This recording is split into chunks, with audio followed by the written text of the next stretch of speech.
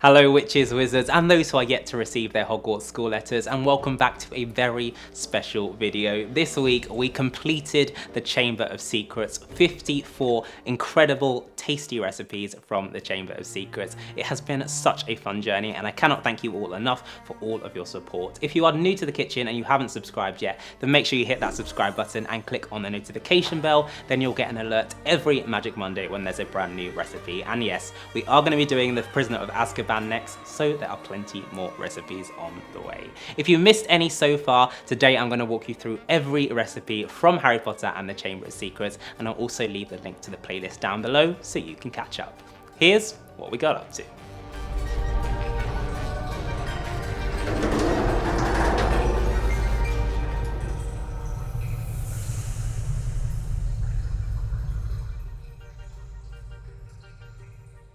We kicked things off with episode 1, a food illusion breakfast, where we turned our favourite desserts into a savoury meal.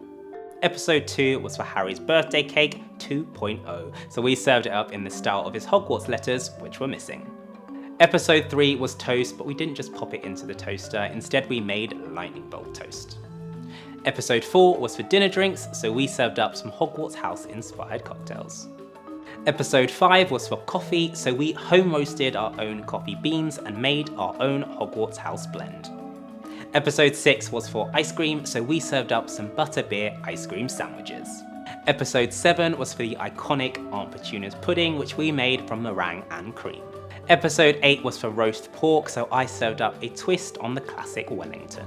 Episode 9 was for bread and cheese, so I made a lightning bolt pull-apart bread. Episode 10 was for after dinner mince, so I served up lightning bolt after eights. Episode 11 was for tinned soup, so we served it up pumpkin style. For episode 12 we had tea, so I created a Harry Potter inspired bubble tea selection. Episode 13 was for potato gnomes, so we made a twist on the classic potato smiley recipe. For episode 14 we had porridge, so we served it up butterbeer style, recreating our porridge into a mug of butterbeer. Episode 15 was for marmalade, so we created 4 Hogwarts House inspired marmalades. Episode 16 was for butter, so again we served up 4 Hogwarts House inspired butters. For episode 17 we had Quidditch Apples, so I created 3 distinct candy apples in the shape of Quidditch balls. Episode 18 was for bacon sandwiches, so I showed you how to create your own bacon at home from scratch. For episode 19 we had cabbages, so I decided to turn that into a cake and recreate the Whomping Willow in a chocolate cabbage cake. For episode 20 we had strawberry and peanut butter ice cream, and that reminds me of PBJ, so we created ice cream illusion sandwiches. For episode 21 we had Molly Weasley's treacle pudding topped with Hogwarts House inspired fruits. For episode 22 we had hot chocolate, so I created some magical stirrers which you just need to add into hot milk. For episode 23 we had toffee or treacle fudge, which we served up in lightning bolts.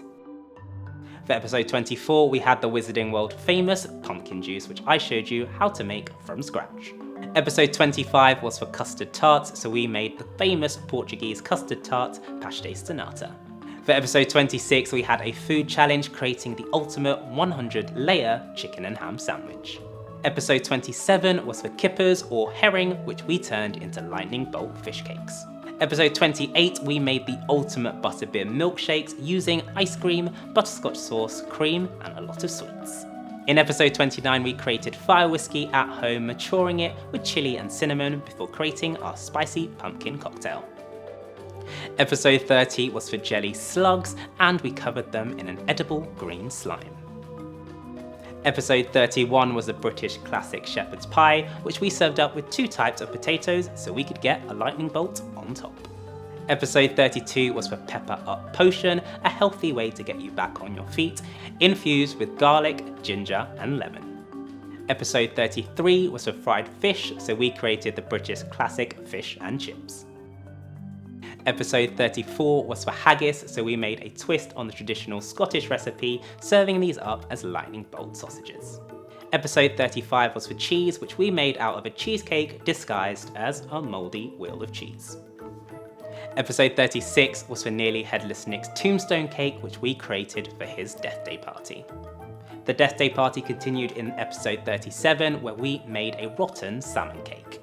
In episode 38, we took peanuts to the next level, coating them with Hogwarts house inspired flavours. In episode 39, I created my own Polyjuice potion packed full of fruit and vegetables that could make you feel like a new person. Episode 40 was for Skelligro, which we also turned into a potion that was really good for you. This one really can help with your bone strength. Episode 41 was for a grape tart, so we created this with maple and cinnamon roasted grapes and then layered them up with a lightning bolt on top.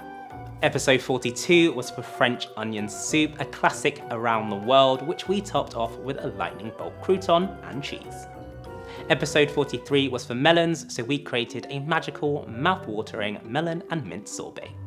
Episode 44 was for sherbet lemons, which we created last year, so this time we turned them into a chewy, gummy version. For episode 45 we had garlic, so I created a garlic bread, savoury babka recipe. Episode 46 was for Molly Weasley's plum cake, which was topped with a ginger crumble and a lightning bolt plum. Episode 47 was a twist on the classic eggnog recipe. This time we spiked ours with fire whiskey, which we made earlier on. Episode 48 was for my ultimate vegan Christmas pudding. No dairy, but just as good. Episode 49 was for double chocolate cupcakes filled with a hidden Hogwarts house buttercream. Episode 50 was for our clear, ghostly looking petrified trifle. Jelly, custard, and cream. Episode 51 was for our Valentine's love potion, which we made with spirits and served up in our heart-shaped bottles. Episode 52 was for a Christmas cake from Hagrid, so we turned his fruit cake into a present for Harry. The mandrakes were ready by episode 53, so we created our own mandrake vegetable stew, complete with little mandrake dumplings. And finally, this week, to round things off and celebrate the end of the year, we created Hogwarts House Jam Donuts. So there you go, 54 incredible recipes over a year in the making, but it has been so much fun. So thank you so much to everyone for your continued support. You really do help make this kitchen as magical as possible, and I cannot wait to share the recipes from the Prisoner of Azkaban with you. If you don't want to miss those, then make sure you hit that subscribe button, click on the notification bell, and then you'll get an alert as soon as those videos are released. Next week, I've got an extra special video for you too, and then we get back to cooking.